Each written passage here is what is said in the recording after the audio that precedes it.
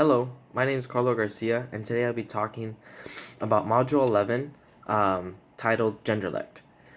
There's a lot within this chapter that talks a lot about gender styles, conversational types, and other aspects of communication, and I'm going to brief on a little sub-areas here and there. So to define that is that the report style of conversation generally is a assertive verbal between affirmative actions that specifically males, whenever they are in conversations and interactions with other people, they typically like to have a sense of entitlement, and with that, they report issues in regards of what they're communicating, so they have like a sense of authoritative style, as compared to rapport, which is the sense of building a sense of not only communication, but it's a sense of connection between other people, so that when you have other future interactions and conversations with these other individuals later on,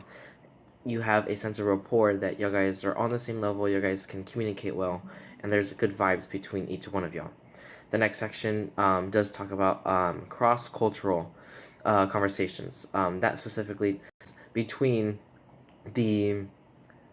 male and female differences between different types and styles of communication, especially how mostly men are very affirmative when they talk. They give, in the sense, more directives in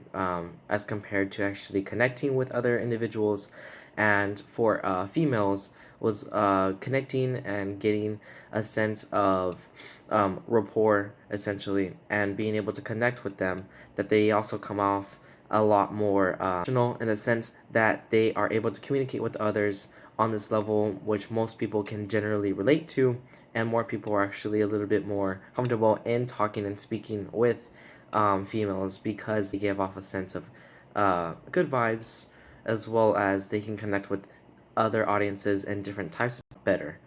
The last section I'll be talking about is conversational styles in regards of the gender aspect. And what I mean specifically by this is that whenever there's conversations and interactions, not only between higher admin and as well as students, but between professors, certain individuals have gone through, let's say, leadership training. They know the best ways of which to interact with other people, that they are generally more looked up to, because when people are listening to other individuals that actually have a sense of confidence, and they are able to thoroughly explain certain contexts and ideas, this allows them to relate to the other individuals who are first hearing this information and they're obtaining it for the first time. It kind of gives them a sense of an aha factor. And the book describes an aha factor is a point of which an individual within a conversation fully understands or grasps the concepts of which is being discussed or talked about. And so with this, it gives them a sense of an aha to relate to not only the conversation, but a little bit more of what's going on within the context with other people, and future